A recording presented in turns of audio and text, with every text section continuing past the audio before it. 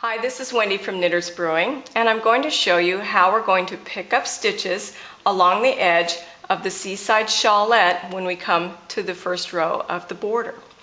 So when you finish working the last row of the body, we're going to stop there, and don't turn your work. We're not going to go back and work on the back side like we have been throughout the whole border.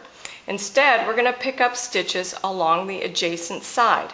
Now I just have a small sample here, but what you're going to do is pick up 30 stitches evenly spaced along the side of your shawlette. Now your shawlette side will be about 36 rows wide. So that means you're going to want to pick up about 5 stitches for every 6 rows. Alright, so how are we going to do this?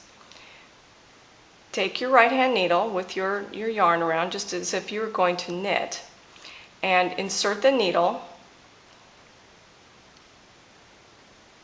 through a stitch like that and pull the stitch back through. So that's one. So you don't want to just catch one thread, one leg of a stitch along the side. You want to make sure you catch the whole stitch, and then it'll be a nice solid edge on there. Okay, so that's 2.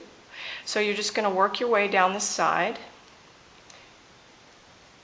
Okay, 3, and then just keep going to the next one. 4, 5. Now we're going to skip one because I said we were going to work 5 out of every 6. So we've done 5. This would be number 6 here. So we're going to skip it and move on, and move on to the next one after that. The ones that you skip won't show once you get done, so don't worry about it. Alright, so just keep working like that until you get to the other side of the shawl. Now you'll probably find it easier, we're going to be working in the round as we're doing this, you'll find it easier at some point to pull your needle through because it starts to get kind of wadded up on here. So if it helps, go ahead and just pull your needle through a little ways so that you've got some free movement space. Okay? So now we're on the bottom edge of this scarf. Let's see if I can orient this. Okay, this was the cast on edge. This was the edge that we just finished. And then we just picked up our 30 stitches along this side. So now the pattern tells us to pick up 1 stitch in each of the cast on stitches along the bottom edge. So you're going to do that just the same way as you did the stitches on the side. You're just going to go through the cast on stitches. Alright, so, and they're pretty easy to see. Just like that.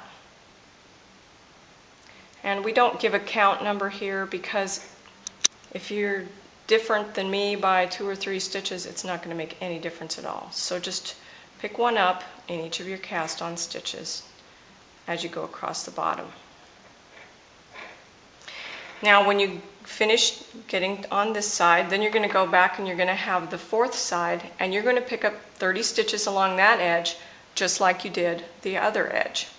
Then you're going to place a stitch marker, and that's going to mark the beginning or end of your rounds for your border.